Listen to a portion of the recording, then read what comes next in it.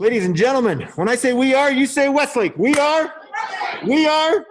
We are.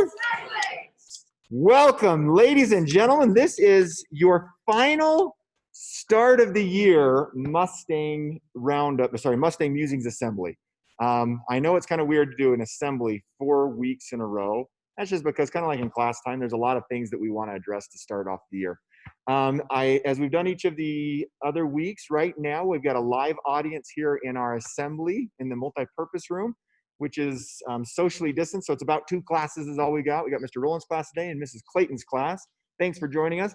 And we're hoping that we've got everybody throughout the school who are watching this live. And then those who are distance learners, we're going to have this posted within the next couple hours so you can watch it from home. I'm assuming that you're hearing me okay, and I think Mrs. Wall is out there doing a quick double check. But if I'm wrong, someone text me or come down as quickly as you can to let me know that you are not hearing us. Looks like I got a few more participants I'm going to let in. Just give me a quick moment. Let's get them in. We'll be good to go again. Alrighty, by this point, you guys are pretty good at the drill, and we're going to go through it as fast as we can because I'd like to spend some of our time today practicing more than just talking. So this is our Mustang Musings assembly number 4. As we do each time, we talk about one STEM crazy area and what the curious, respectful, accountable, zero quitting look like in those areas. Today, we are looking at, let's see, I lost it one more time. The screen not getting shared. Let's share the screen again.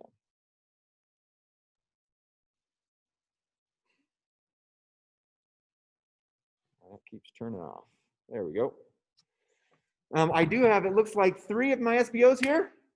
So if you're one of our peer leaders in Mrs. Longstaff's 5th period, come to the multi-purpose room because we're gonna need more of you. I at least need 4 for this first part. Coming up, guys, I'm gonna have you help me out on the STEM crazy of what it looks like when we are outside. First off, being curious, all 3 of you, come on up as quickly as you can because we wanna go lightning fast today. Then go a little bit lower.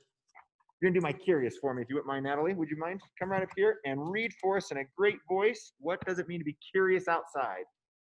Smile and be kind to others, meet someone new, and invite others to participate. Thank you so much.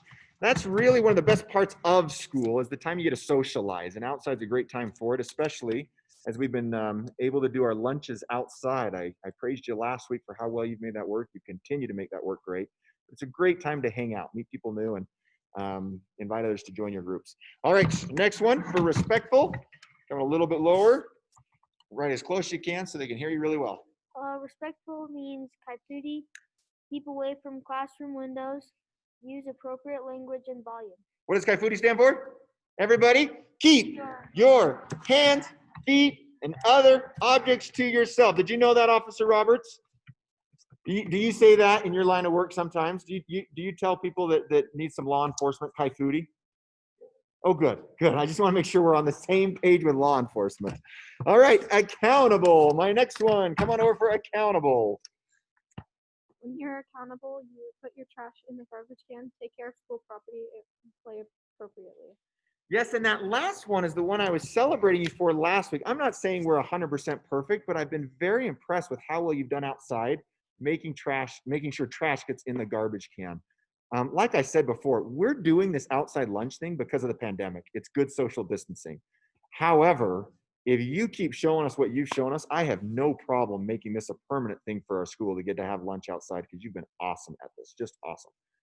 Let me see 1 second. We got to let one more person in, it looks like right there. I think we got him. All righty. Oops. Darn it. Let's try this again. And back to this one. All right, zero quitting. If you could help us out with that one, it looks like we've still got, boy, Zoom is really a struggle for me today. There we go. Zero quitting. Mason, if you wouldn't mind reading that one for us. Zero quitting means you give 100% effort, try, fail, and try again. And a lot of that has to do with sometimes when you're outside, you're playing games and things like that. Now, I said we've done a STEM crazy area for each week. We've done 1. Today, I hope you can humor me. We're going to do 2. We're not going to do the other one for a few minutes, so don't sweat it.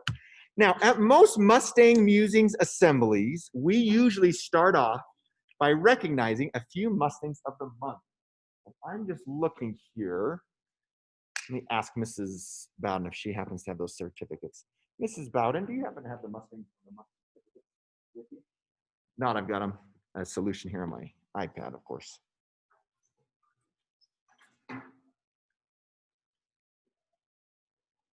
Each time we do our Mustang Musing Assembly, we will recognize a few Mustangs of the month. These individuals have been nominated and recognized, celebrated by teachers in the school, and we usually recognize somewhere between 5 and 10 each time we do this.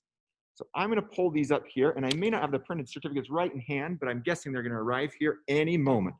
To our Mustangs of the month, what we'd like to do, some of these are students who might be in this room. Some of them might be students who are in the school. Some of them might be students who are at home. Now, if you're in this room, it's easy to come up. If you're in the school, we'd ask you to even come down to the multipurpose room. So teachers in the classrooms, if you have one of the Mustangs of the month, please send them to the multipurpose room briefly so we can award them their certificate and so forth. Obviously, if you're at home, we'll have to get your certificate after the fact. With the certificate comes a gift certificate to a local restaurant, and we award you 300 STEM crazy points to your account. So congratulations to those individuals. Can we give a round of applause to Dulce Vasquez Huizar? Give her a round of applause.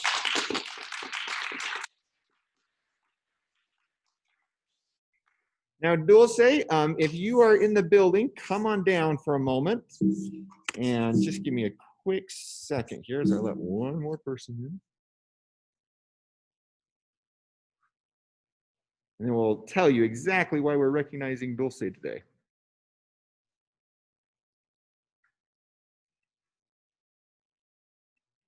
Hey, I think someone click us in for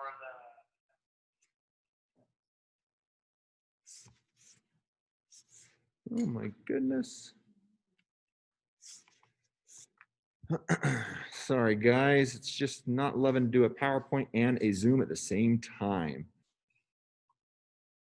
There we go. Dulce, we're oh, let me do this one more time so we get this window closed. I know you can't see it out there, but we can see it here.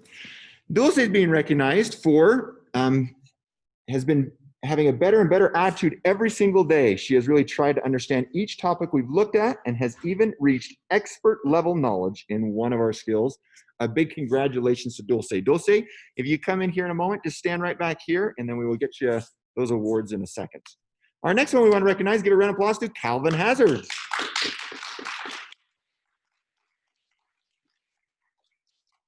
Calvin is a perfect example of a crazy student. He is incredibly curious. He's always respectful. He's accountable by always asking questions and working hard. He never quits and makes sure his table never quits.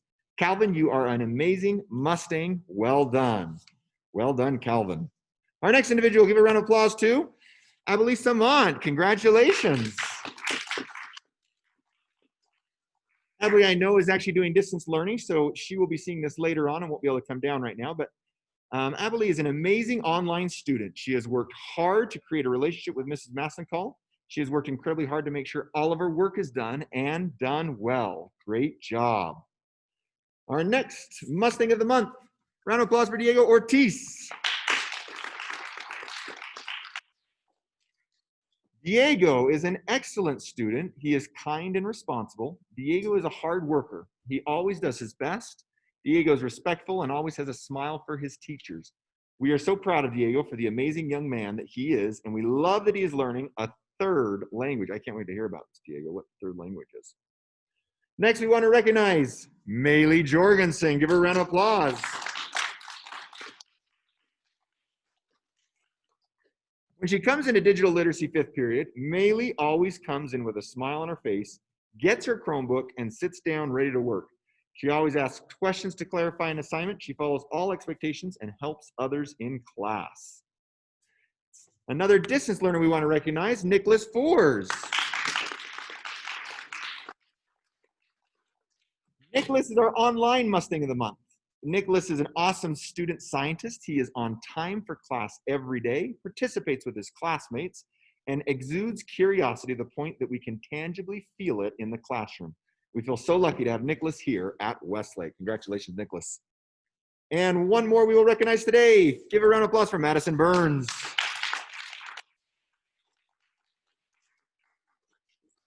Madison is amazing. She comes to class every day with a curious mind and a strong, open-minded attitude to learn all she can. Madison is always willing to help her team members and is a great example of a student scientist. Give a round of applause for Madison Burns. Come up here, guys. If you just got called down, come up here for just one quick moment. Looks like of the 8 individuals that we've called, we actually have about 4 of them right here. I'm gonna stop sharing the whole big thing so we can see this group a little better. Stand right here for me, guys. If you could spread yourselves out some. And for our first month, our September month, give a round of applause for our Mustangs of the month. Thank you, guys.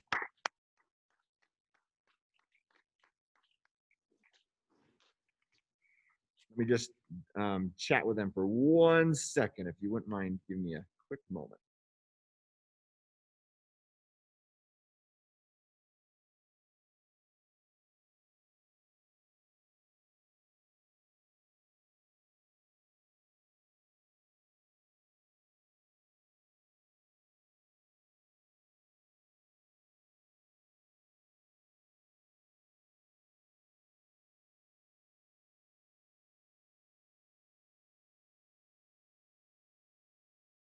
Second.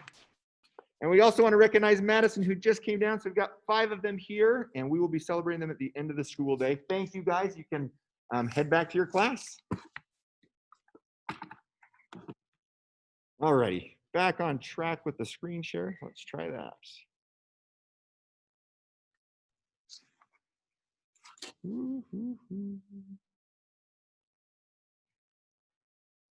I feel like they update Zoom every single week. So every week there's some new quirky feature that we're playing with. Congratulations to those individuals. That's really fun to get to do each time. Ladies and gentlemen, we usually take a quick moment, do a handbook minute.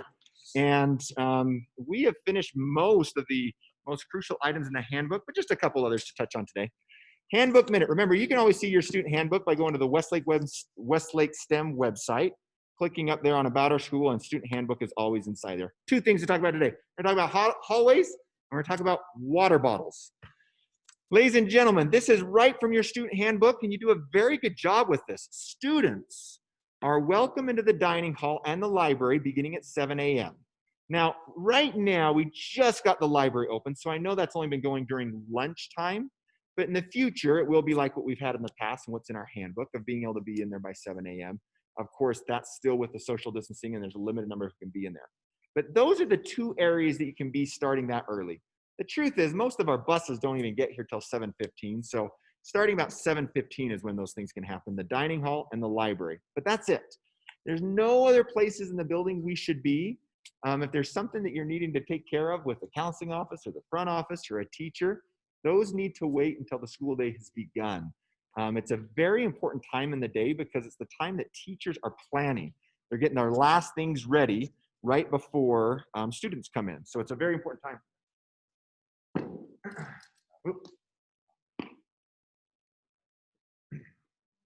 At the end of the day, students must leave the building at by 3 o'clock unless they're in an approved after-school activity, and some of those are going to be starting pretty soon. So by 3 o'clock, that's pretty easy because, frankly, you're on a bus, and the buses take you home usually 8 minutes after the bell has rung, which is 2:53. That's when those buses start pulling out, so you don't want to be late. During class time, students must have a valid hall pass to be in the halls. So if it's class time and you're in the hallway, you're going to be stopped and asked to show a hall pass. It doesn't mean you're doing anything wrong. It doesn't mean that we're trying to slow you down. It's just part of the procedure that we just need to make sure that teachers know where their students are and the school knows where their students are. And we do that through a system of hall passes. So if you're in the hall at any point during class time, plan on having a hall pass. If you don't have one, we'll stop you and say, where's your hall pass? And you'll say, oh, I didn't get one. And we'll say, head on back to your teacher and ask for a hall pass. So that'll be the procedure there. Angel, do you have a question?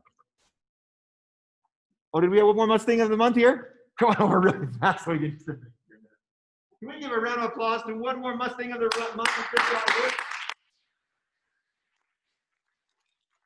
Do a quick wave, Diego. You just have to do a quick wave so everybody can see one more right there. Give me 1 second, everybody.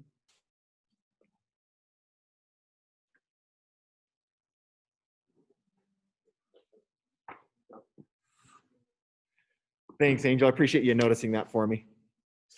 Also, hall passes are only given out if you're wearing your ID badge. It's kind of like the cell phones. The ID badge is your ticket for cell phones. It's your ticket for a lot of privileges like hall passes. So teachers, we ask that you help sponsor this and encourage this.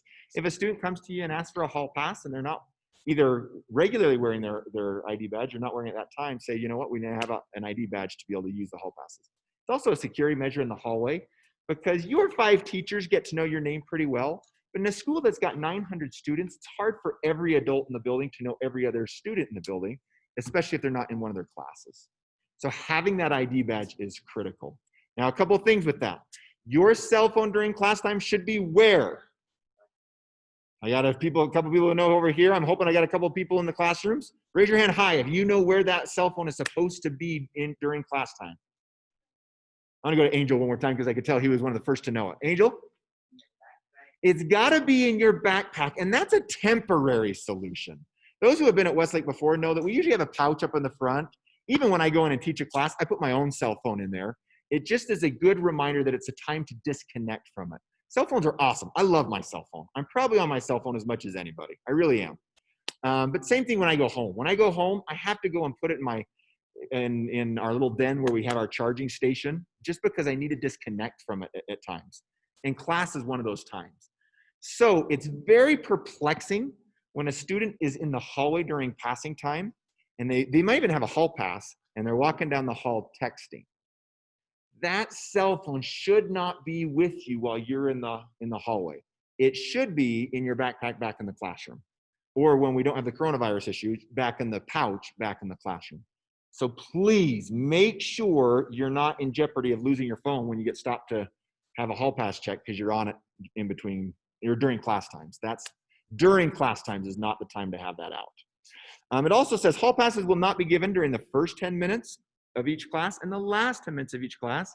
And in the teacher handbook, it also says during lunchtime, which is third period. So third period is kind of unique because we often have half the school in the lunchroom and the other half in classes. So that's another time that we really try to restrict those. Now, teachers, you know from our discussions on handbooks, on the faculty handbook, that this is one that you have the privilege and prerogative to overrule if it's a need that you have. Otherwise, please restrict using the hall passes for the first 10 minutes, last 10 minutes. Teachers, if a student says, I need to use the restroom right now, or I need such and such, it shouldn't be in those first 10 minutes or last 10 minutes of class. Those are the times we're helping the late students get to class, and it just makes it very confusing to have kids coming out. And they shouldn't need a quick bathroom break if they just barely had passing time. Any questions on our hallways procedures or hall passes? I want to do one more on the hallways for a second, because in the hallways, goodness, no, not that one. There we go. In the hallways, we've already talked a lot about these, and I'll skip this when I get to it. This right here are the one-way traffic arrows. You do great with these. You do so great that I'm actually here to tell you there's a time that you don't need to do these arrows. And I thought we'd explain at the beginning, but I think the mistake's on our end, and I want to make it clear. These one-way arrows are for passing time. When we say passing time, what we're talking about is the time before or after class. So when you're going from first period to second period to third period to lunch, lunch to fourth period to fifth period, that is passing time. That is when we have the most people in the hallways at a time.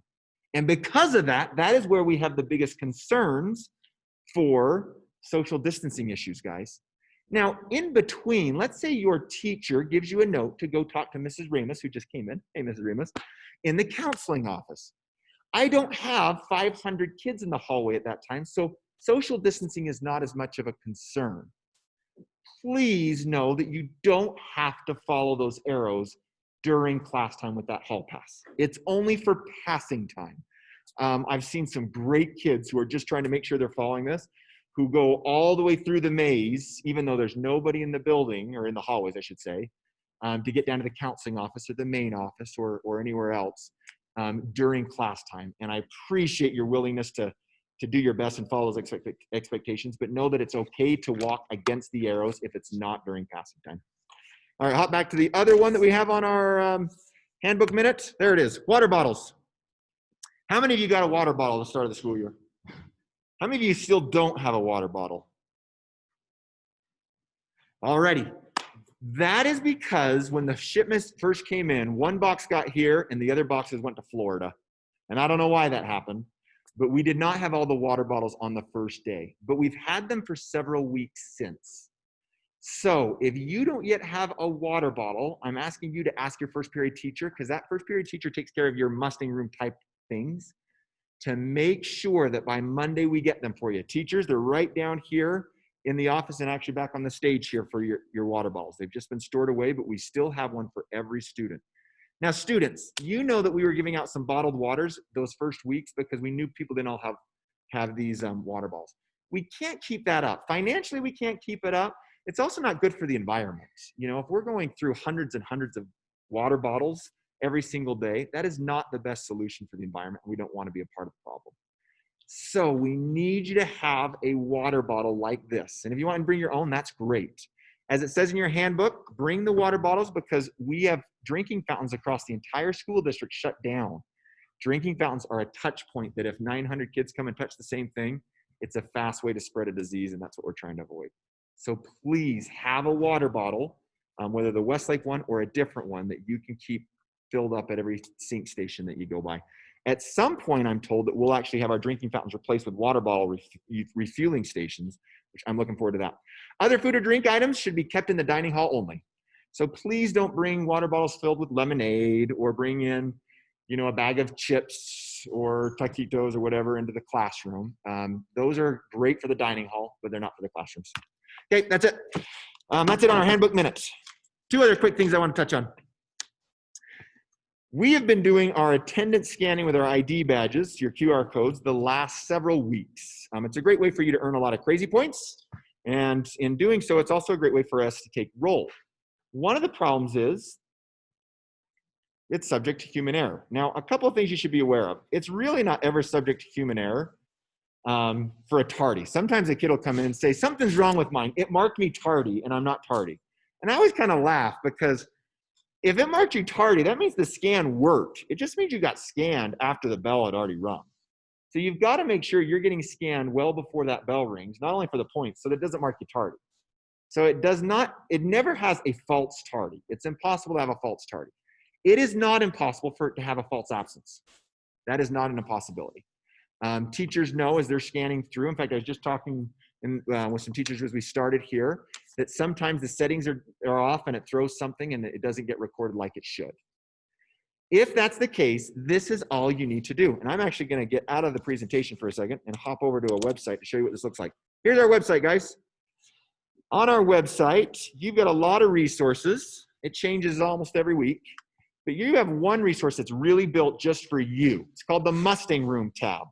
On the Mustang Room tab, I can click on here, and there's some great resources for you. There's the Google Drive, where you should have your digital binder. There's iExcel. There's Overdrive for checking out books in the library. There's ST Math.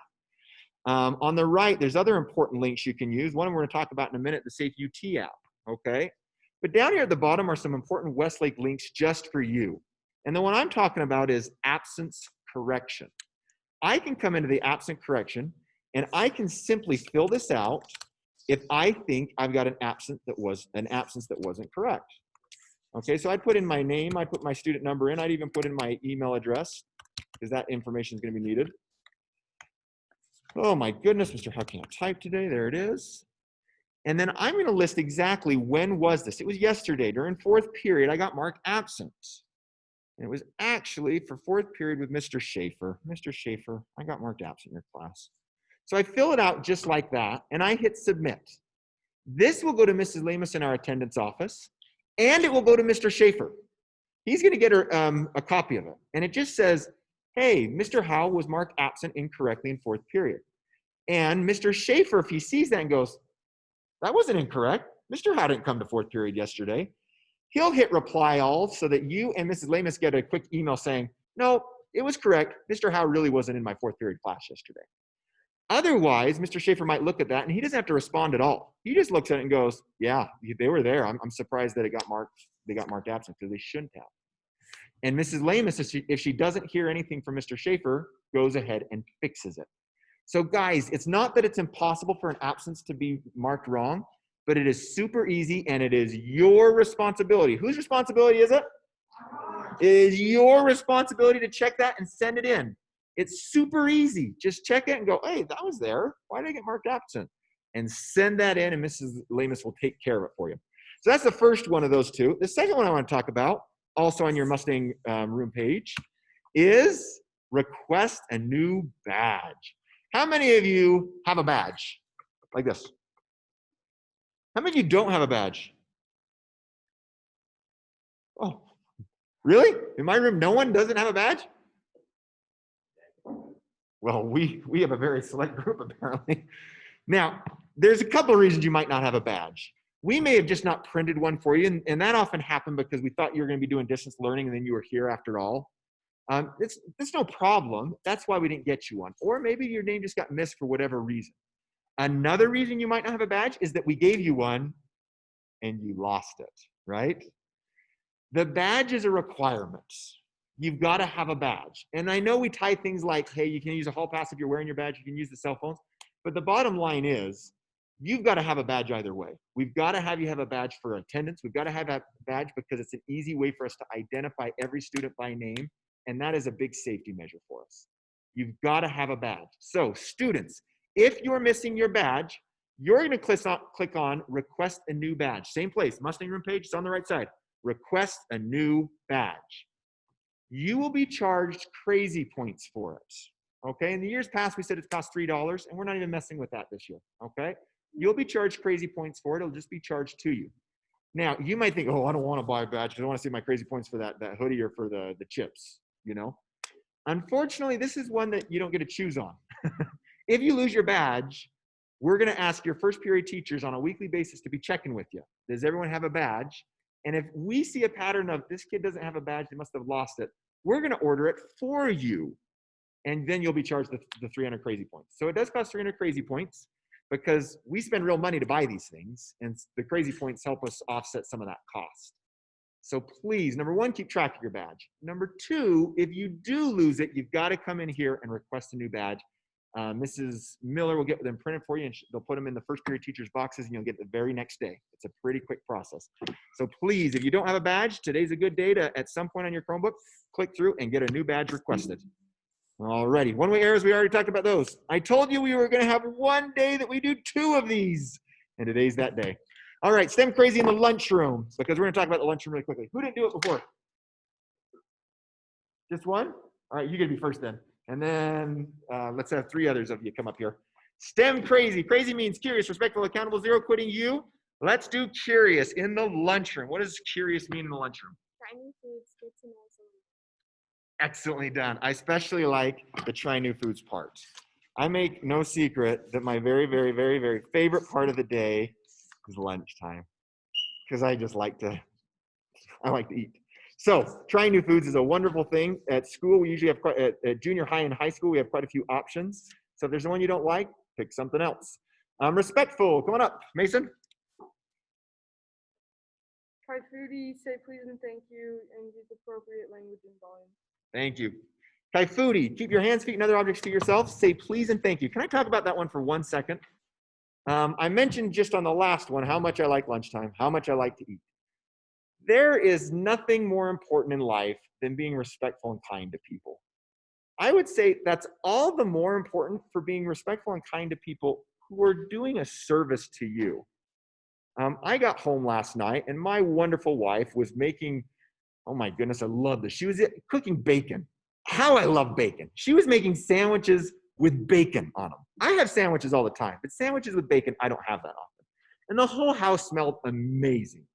I've got 4 kids. My oldest just started high school this year, and I got a junior high kid and a couple elementary kids.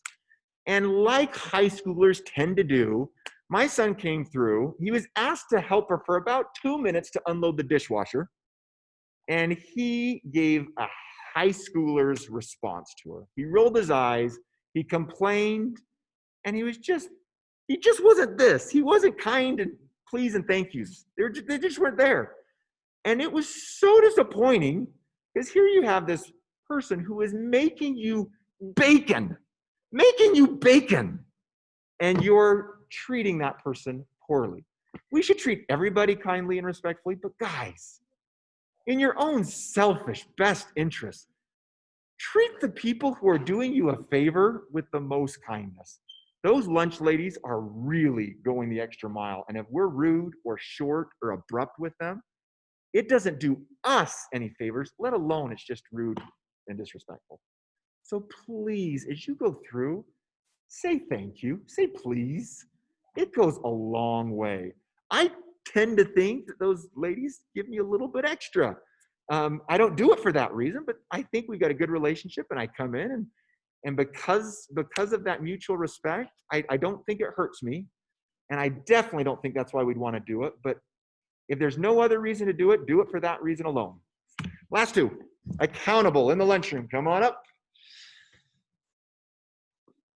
Accountable means clean up after yourself, finish food before leaving the cafeteria, and take care of the school property. Excellently done. And the final one, zero quitting. Samantha, if you wouldn't mind, come on over. Wait in line patiently and walk your trash to the garbage. All righty, wait in line patiently and walk your trash to the garbage. That's it. All righty, I told you we were going to do two, and that's because I want to talk to you about the lunchroom. You guys are amazing. This lunchroom and what you're doing outside, as I talked about last week, I'm just so impressed with. Here are some pictures of what lunchtime looks like. What you're doing with the social distancing on the left there when you come into class or into the lunchroom is awesome. I know outside it gets a little more bunched up, and I usually give a reminder too, and you guys spread out pretty well. Thank you for that. When you're inside and we have actual markings on the floor, you're even better. So it's been fabulous to watch how well we've been able to run the lunchroom and maintain social distancing. Then you walk around and you fill up the tables and you've kept those extra spaces. Awesome. It's just been fabulous. Now, that's how lunches work. Because of the cold weather, a lot of you realize this week that we also have breakfast. And right now, both breakfast and lunch is free of charge to everybody. Breakfast will always be free of charge to everybody. So if you want to go get a quick breakfast, great. But this is what breakfast has looked like this week. A little bit different. I mean, nothing malicious, nothing terribly bad, but you can just see we don't have quite the same system at breakfast as we do for lunch. We got people who come in and maybe aren't eating breakfast, so they just kind of want to hang out on a table. You are welcome to come into the dining hall, even if you're not eating. You don't have to eat to come into the dining hall. You're welcome there. But I do have a concern about this. One of the reasons we are doing this for our lunch is because it helps our contact tracing, and it helps us to have the fewest things we have to clean possible. If we do this, there is no way for us to know where did someone sit or what tables need to be cleaned and what tables do not need to be cleaned. So many of you may have noticed that yesterday, Mrs. Luther and I were there organizing breakfast to look more like lunch. Here's how it needs to work, guys. If you want to come in to the dining hall in the morning and you don't want to eat, no problem. I still need you, looking at the side on the left, to walk down that line, because we still need you to sit in the tables from the front to the back, and we'll have a person there helping you know which table we're on. You can be with your friends, you can come in and make sure you're all together as a group, but I can't have you filling up the tables in the back because we don't have the resources to get those cleaned in the turnaround quickly enough.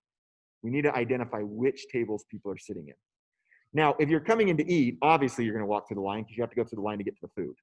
But even if you're just coming in because you want to hang out with friends, great. Walk through the line. It's a short line at breakfast because it's so staggered. It's a short line. Walk through and have a seat with the group as they get seated after their food. Now, the other group, some people like to come in the dining hall just because they want to use the bathrooms in the morning. That is also great. If you do that, just come in, skip the line altogether. You don't have to go through the line. Go straight to the bathrooms and then still go out the exit door. Don't sit at any table, because if you do, that's another touch point that's got to be clean and addressed, and it's hard to keep track of which ones have been touched. So yes, you can come in and use the bathrooms, but make sure you're not touching any tables if that's all you want to do. Alrighty, we have one final thing before we play a game. How many of you took a reading inventory test this week in your English class? Raise your hand high if you did. Okay, in my room, I'm looking about 75%, maybe 80% have done that. Here's how you did, guys. This is kind of interesting to look at. Now, 7th graders, you might not be familiar with this because it really starts in secondary school, but your reading scores are going to be on what are called lexile levels. They're usually numbers in the hundreds, sometimes over 1,000, that really correspond to what your grade level comprehension is. okay? So these are all my 7th graders. It's a little bit of a confusing graph, so let me explain it to you. At the bottom of the screen, you see numbers. You see that? 0, 100, 200, 300, 400, 500. Those are scores. That shows you the level of reading that a student did. Now, up from the bottom to the top, that shows you how many of our students read at that level. We call this a histogram. So as you can see, I've got a lot of kids in 7th grade reading at the 800, 850 level. Can you see that? That's kind of my tallest bars. That just means there's a lot of kids reading in those ranges, okay? For whatever reason, I kind of have a funny little spike of kids who read in the 1,150 range. Do you see that? For whatever reason, there's a group of kids who are reading at that level. For 7th graders, we call reading at a 7th grade reading level the 1,000 mark. Do you see that?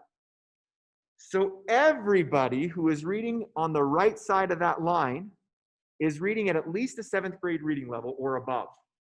If you got a score that's on the left side of that line, that means you are reading at a below 7th grade reading level. Now, it's important to know what grade level you're reading at, but I don't think it's the most important. What I think it's most important is to know how much you're capable of improving. Now, you're in school with me for a year.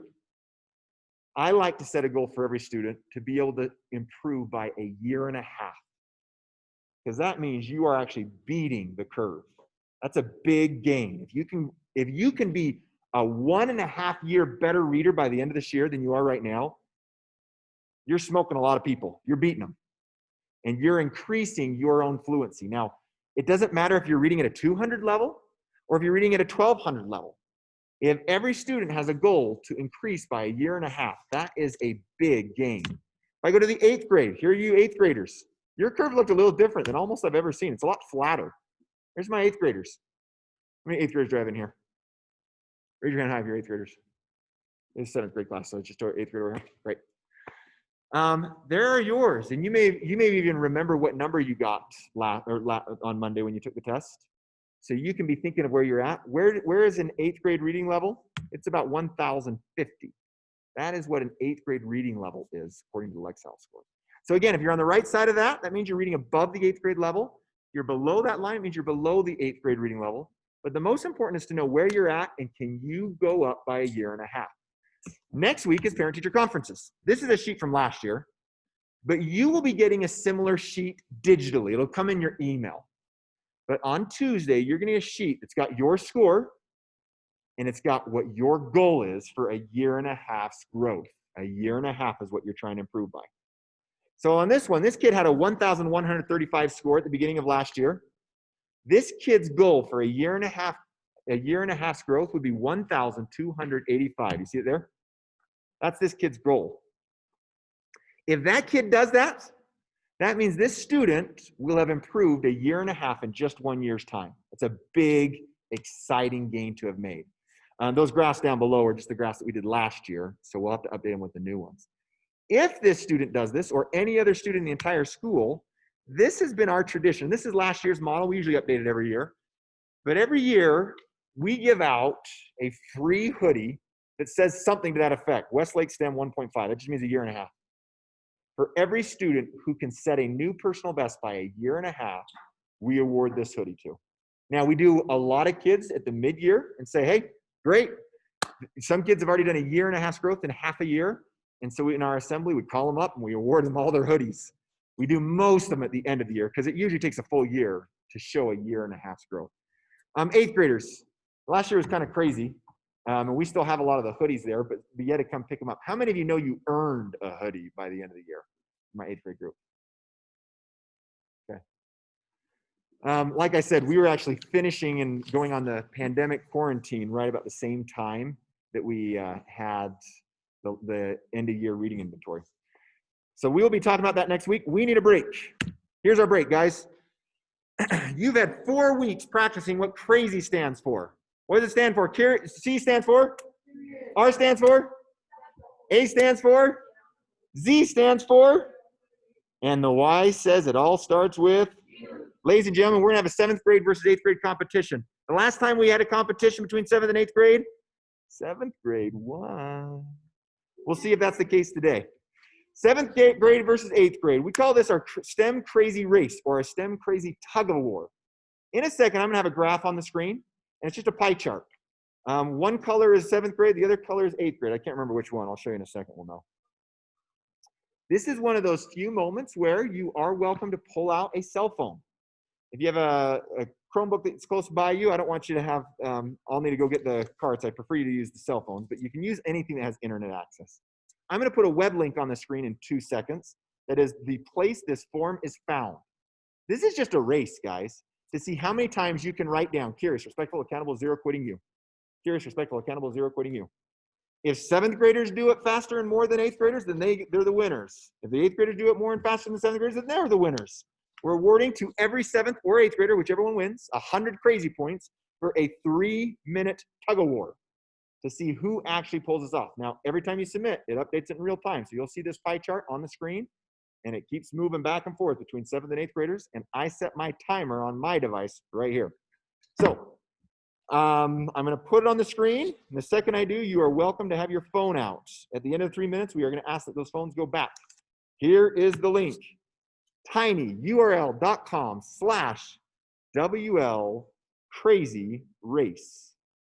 WL crazy race. The second you have that up, you are in the game. Now I'm gonna see if it's already ran away on me. I'm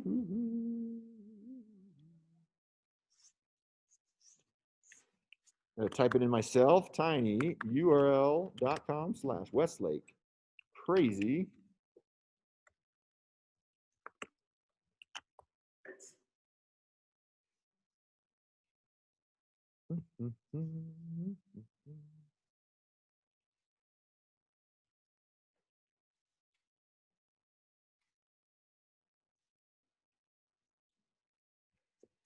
Alrighty, we've got 2.5 minutes to go. Set timer for 2.5 minutes. When that thing goes, we are done. Okay, your timer is set for 2 minutes and 30 seconds. Oh, 8th grade didn't like getting beat last time, it looks like. So my 8th grade is the red, 7th grade is the blue. Right now, the 8th grade has over 2/3 of the submissions. 2/3. If you guys have them, your bags are back there.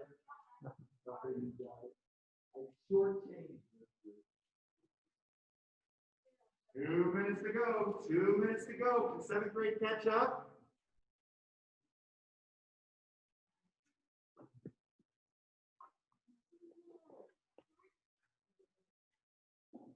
When we did this, I think a year ago or 2 years ago, it was this lopsided until the last 30 seconds, and then the tug of war switched the whole different direction. So don't give up, 7th graders. You're getting creamed right now, but you're not out of it. 7th graders.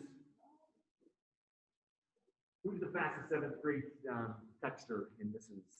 Clayton's class? It's you? You think it's you? Okay. We're going to let him represent your class. You guys submit as many as you can, as fast as you can. Represent the whole class, man.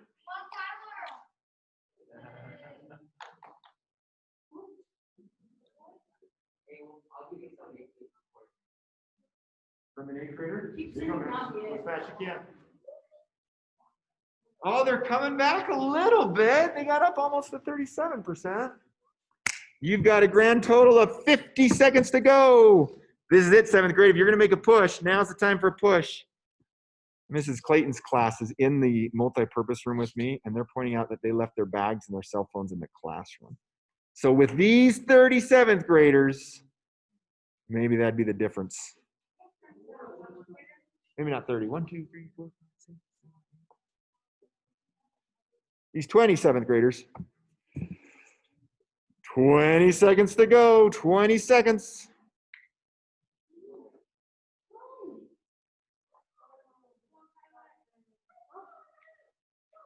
Ten seconds. The last 10 seconds. Curious, respectful, accountable, 0, quitting you.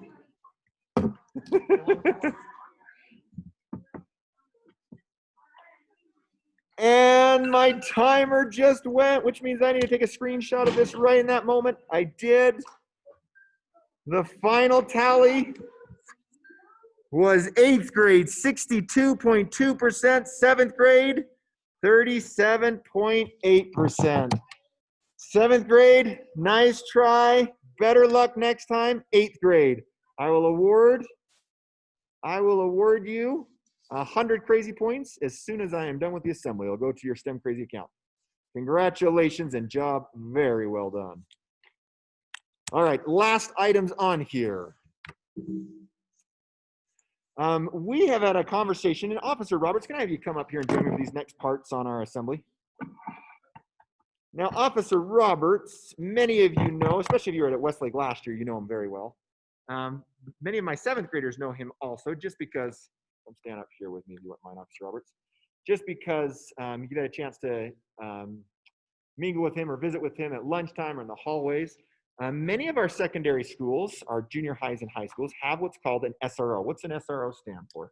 It's a school resource officer. School resource officer. It's a police officer that actually works right at the school to help provide safety and support for the students, for the teachers, where there's such a large crowd of students of that age group. So we are extremely lucky. And anybody who's worked with Mr. or Officer Roberts can tell you the same thing. We are extremely lucky to have Officer Roberts as our SRO. I've had many, many great resource officers, but I'll tell you, he is the best in the business. No one beats Officer Roberts, so we are very excited to have him. We are actually going to talk about a few things that do relate to your line of work. The first one I'm going to talk about is the Safe UT app, and then we're going to, as we've done each other assembly, we're going to finish with a drill, specifically our lockdown procedures. So we're going to have that conversation. If you want to just hang close by and interject, because you've got a perspective that none of us have. Absolutely. The Safe UT app, we talked about on Mustang Media not long ago, is a crisis chat and tip line. How many of you have it installed on your phone? Okay, I just have a small handful in my room who do. So I'm assuming mine's representative of what we're seeing outside in the rest of the school. If you don't, if you have a cell phone and if you don't have this installed, you want to get this installed. This is across the whole state and it's an amazing resource. It can give you help for a crisis and it can also give you a place to provide tips. When you go to it, let me just point out, these are some important things to know. It's always available. School runs from 7:45 to 2:45. And after that, sometimes it can be hard to get a hold of your principal or your resource officer or your teachers, but you can always get a hold of someone on Safe UT. It can be 2 in the morning and you can get a hold of somebody. And they actually forward those to the right person, the right people. It's 100% confidential. Okay, so this is something that, especially anonymous tip can come in and it's kept 100% confidential and it's always free. Here's what it looks like on your phone, or at least when I last pulled the screenshot off, this is what it looked like. You can see these different options. You can just start a chat with somebody. You might be able to text in saying, hey, I've got a problem. Can someone help me through this? You could call them. That's why it says start a call. Or what often happens is you can submit an anonymous tip. Sometimes I get an anonymous tip through Safe UT saying, hey, Mr. Howe, we've got a potential danger that's going to happen at this area at this time. And that helps us make sure that we keep everybody safe. Sometimes, and I hate this, this is something very wrong with our society. Sometimes there's a perception in our society that to tell something like that is inappropriate, or it's cowardly, or it's, I'm trying to think of what the word is. I had it too long in the summer. Tattling, that's the elementary word we'll often use. What do we say in secondary? Snitch. Snitch. Guys, that is a stupid word. Tattling is a stupid word. Here's the bottom line. We just celebrated September 11th. Just barely. Celebrating is probably the wrong word. We commemorated, we remembered. Most of you, not most of you, all of you weren't born at that time, but I believe you understand what took place then.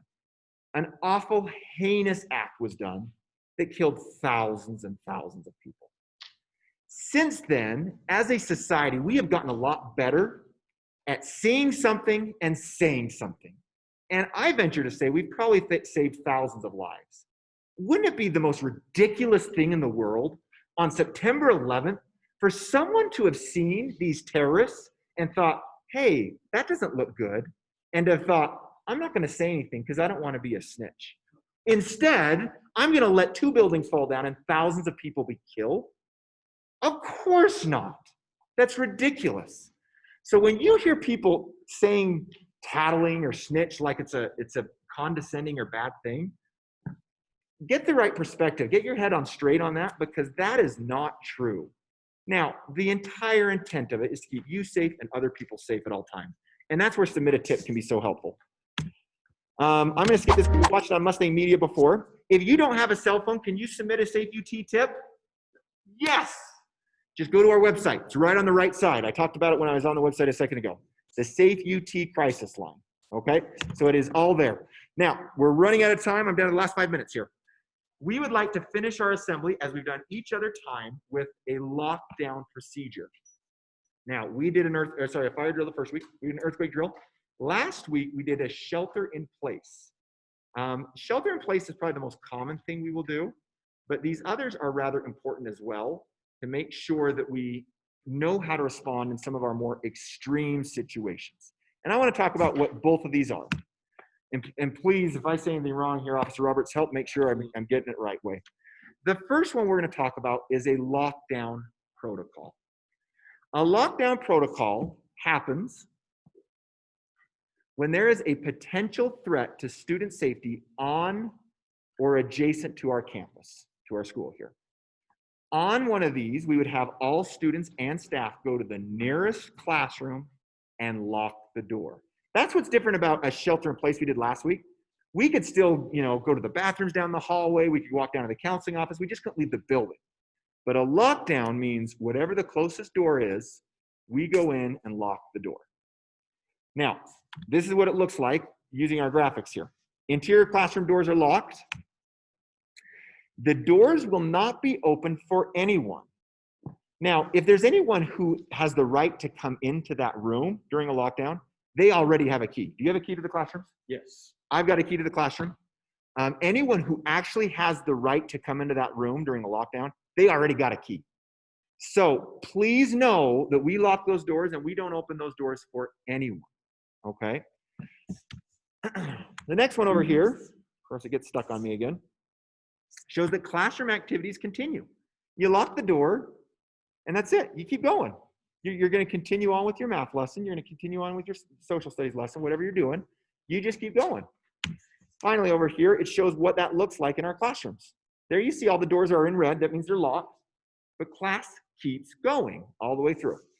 That is what a lockdown drill looks like. What you'll actually hear said over the intercom is something like this. I'm going to say it to you. We're initiating a lockdown protocol. All outside activities are canceled. Return to the building immediately or proceed to the designated alternative gathering point. Check all halls and nearby restrooms. Take any nearby students into your classroom and lock your doors. Close and lock all windows, but leave your blinds open. Please refrain from using personal cell phones for calls or texts at this time. Teachers, please take roll and email Mrs. Bowden to let her know if all students are accounted for, who is missing, or who is extra. And teachers, that's a very common one. Because as you're locking the door, you may have a student who's right outside, who's not part of your class, that you pull into the class to make sure that they've come into the room that you're securing. Your regular classroom activities may continue within your rooms, but no one should leave the room until the lockdown protocol is lifted. Do not leave your current room for any school bells or fire alarms until instructed otherwise over the intercom. We will update you with additional information as it becomes available. All of this is what we say over the intercom as we start a lockdown drill. Anything to clarify or add on that, Officer Roberts? So We hitting it right? if you're out in the hallway when this happens, or you're in the bathroom, where should you go? Nearest classroom, exactly. Go to the nearest room. Doesn't even have to be a classroom. If you're closer to the office or the counseling center or wherever, go into that room where there's adults and lock that door. Well said, well said. That is what we call a lockdown drill. Now we have another version of that is even more rare and more exceptional, but it's good for us to be aware and to practice. It's called a lockdown with cover procedure. It's almost the same thing, but there's an addition we want to talk about. This is clarifying what a lockdown with cover is. It says a lockdown with cover is initiated when there is a direct threat to student safety on the campus. All students and staff go to the nearest classroom, lock the door, and take cover. You'll see the interior classroom doors are locked and students and staff take cover. I want to show what that means here. Again, the doors won't be open to anyone. If it's somebody who's allowed to come in, they'll already have a key. They'll already have a key to your classroom. Students and staff will stay out of sight. Now, there's a lot of places in your classrooms where it's easy to see from the hallway or through a window. And in this case, this is a time that you actually put yourself out of sight of anybody else, okay? You can see on that picture that no longer are they still doing their class. Instead, they're actually standing in the corner where anybody looking through a window of the door wouldn't be able to see where they were at. And again, that door is already locked. So that's where it looks just a little bit different. Now, the lockdown drill with cover, I'm gonna read in a moment because that's the one we're gonna practice. The reason we're gonna practice that one is because that one already captures everything that the lockdown drill does. It just has the extra step with cover. The biggest thing I want you to be aware of is what was on that graphic, and what I'll say when I do this is that you want to remain as silent as possible. The reason you're doing a lockdown with cover is because you're trying to not be noticed, not be seen, and not be heard. It doesn't make a lot of sense to not be seen if you can be heard. I play hide and go seek with my kids all the time at home, and I don't go and hide in the closet and then hum or sing or talk. Why? Because I'm trying not to be seen and I'm trying not to be heard. Now, teachers, I apologize. I realize I'm going just a little bit over, but I do, the good news is this means we won't have to pull more time from another time to practice the drill.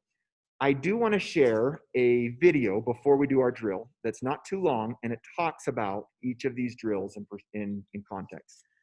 These are sometimes uncomfortable things to talk about, and I don't think they should be. I think there's a lot of safety we get by knowing what the plan is. I want to say, and I'm going to ask Officer Roberts to verify from his perspective, that this is unbelievably rare.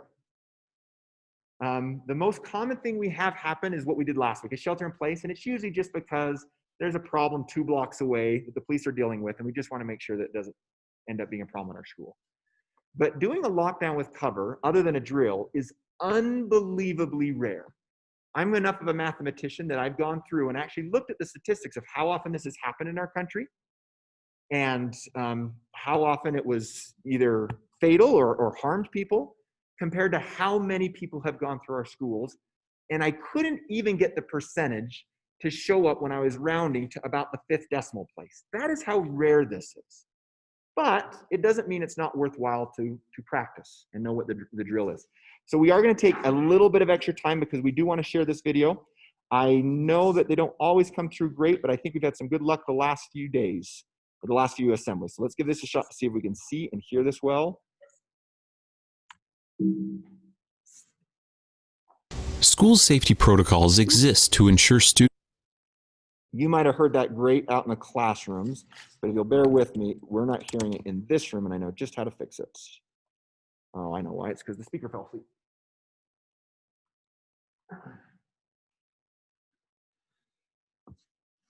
Thanks, guys. Just bear with us one moment, as if you haven't already. That's the one we want. We were having some audio technical difficulties down here, so.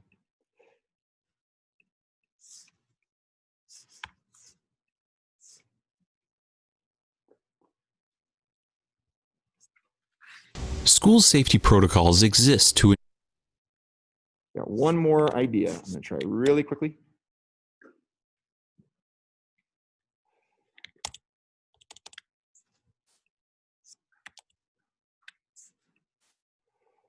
It's because Zoom is running. I just need to switch it over to the right one. There it is. Last one. Thanks everyone for being patient. School safety protocols exist to ensure students and staff are kept safe in the event of a crisis situation. For the most part, these protocols follow specific procedures that are rehearsed in drills throughout the year. In other cases, the actions required to keep students and staff out of harm's way will be based on current circumstances. This is especially true in a situation where someone is attempting to cause harm, such as an active shooter or other threat within a school. The 3 security protocols, shelter in place, lockdown, and lockdown with cover, are designed to protect students in the event of a potential threat. A shelter in place requires students to be brought inside, and the exterior doors to be locked in the event of a potential threat to student safety off campus. If a threat is adjacent or on the campus, a lockdown will be initiated, wherein students and staff move to classrooms and lock doors. In the event of a direct threat to safety, a lockdown with cover is initiated, which requires students and staff to take cover out of sight in classrooms. For a situation where someone on the campus is actively seeking to cause harm, there are necessary actions beyond the 3 safety protocols that require awareness of the situation. Before we talk about these actions, remember that it is critical to always follow the directions of your teacher or school administration. However, there may be instances where you are out of class, such as at lunchtime or a class change. That's why it's important to always have what law enforcement calls situational awareness. Know where exits are located, and be conscious of anything that seems out of place, whether it be a noise, an individual, or the actions of the people around you. In the event you are out of class and there is someone on the campus who is seeking to cause harm, remember these critical actions: run, hide, and fight. If you can deduce that the attacker is relatively far away and there is a clear path of escape, run. Leave belongings behind and move as quickly as possible. Encourage others to escape with you. Once outside, keep moving away from the building. If the attacker seems nearby or a clear path of escape is not feasible, hide. Move to the nearest room and lock the door. Barricade the space if possible. Turn off lights, silence cell phones, and ensure everyone remains absolutely quiet. Finally, as a last resort, fight the attacker. Use whatever objects are in the area and act with physical aggression. Please don't think of run, hide, fight as a progression of actions. Rather, they should be thought of as standalone actions to take using the information you can gather with your eyes and ears in the immediate circumstance. Law enforcement agencies and other safety organizations encourage use of run, hide, fight in situations where someone is actively seeking to cause harm. Our regular safety protocols serve as a foundation of security, but in the unpredictable circumstance of an attacker in the school, actions need to be dynamic, and remembering the run, hide, fight principle will help you stay safe. To sum up, always follow the directions of your teacher or school administration when it comes to emergency situations. But if ever faced with a threat outside of the classroom, be aware of your situation as best you can, and remember, run, hide, fight. With all this in mind, please also remember that your school remains the safest place you can be during the day. Your teachers, school staff, and school resource officers are here to help you to focus on what's most important: learning and preparing for life beyond high school graduation. If you have any questions, please do not hesitate to talk with your school principal.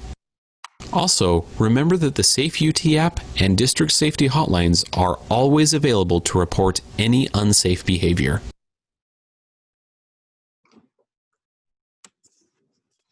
I'm going to add on that it wouldn't only be appropriate to talk to your school principal, but it'd be very appropriate to speak with your school resource officer about questions, because he can help answer a lot of those as well and has a great perspective on many of these things. Ladies and gentlemen, we are going to conclude with a lockdown with cover drill. In a moment, I'm going to read the script that I would read in a real lockdown with cover. Now, as we've done with our other drills, we've got two things we're kind of juggling here. This is not real. This is a practice. And we also have another real danger upon us of social distancing needs.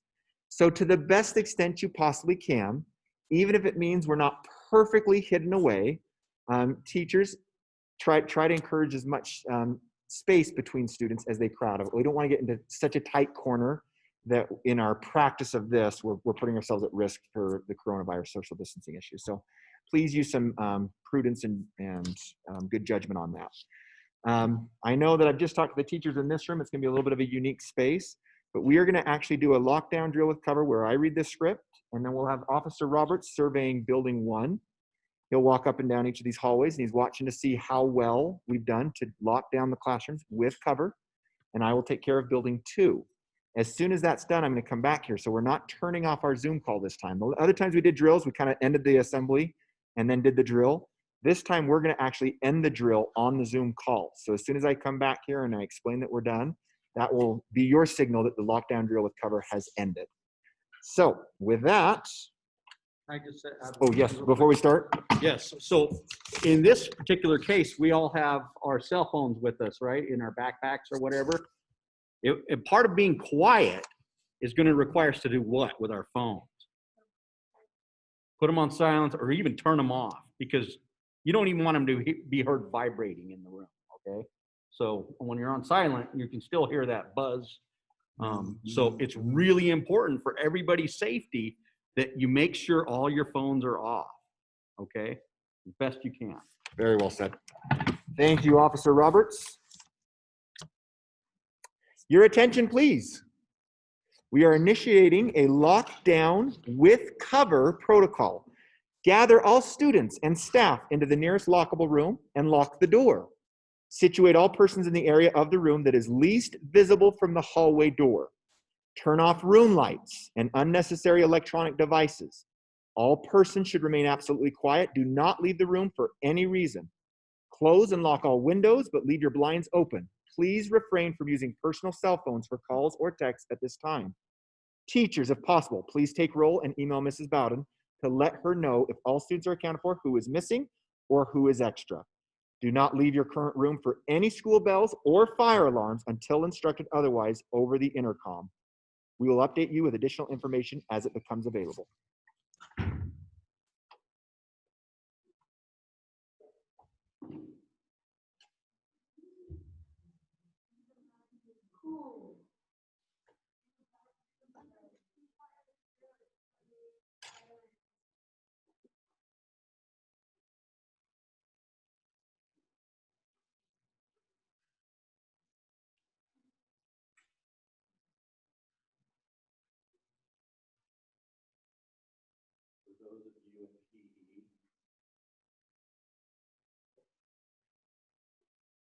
Going backstage is really about our only option as far as being visible.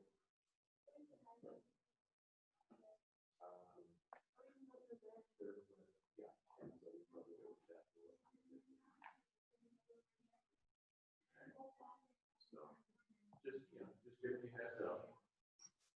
And of course, we're outside, obviously, come inside.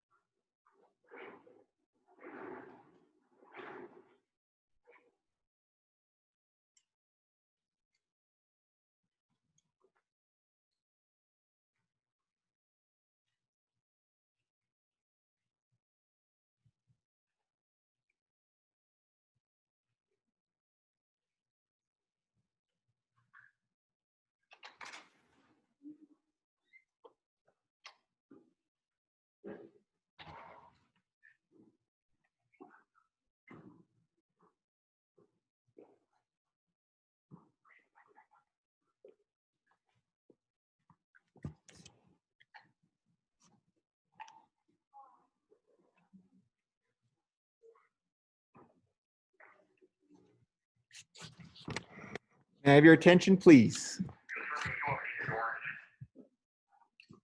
That is correct. Your attention, please. This concludes our lockdown with cover drill. Ladies and gentlemen, before we end our assembly, thank you for doing such an excellent job of this. As we walked the hallways, there were a few exceptions to this, but it was almost like there was no one in this building. It was that silent and it was that hard to see through the windows, especially with those lights turned off. So very, very well done. Teachers, a reminder that in a lockdown drill of any lockdown drill or lockdown with cover, we do want you to email Mrs. Bowden. We had some send those emails in, but that's good practice to be doing even on a drill, to send them in saying we're all accounted for, because she's got a checklist that she's checking those off. Thank you, everybody, for going a little long as we need to practice that drill. At this point, we will conclude our 4th Mustang Musings assembly. We won't do another one until October 29th. That will be Mustang Musings assembly number 5. And with that, thank you and have a great rest of your day.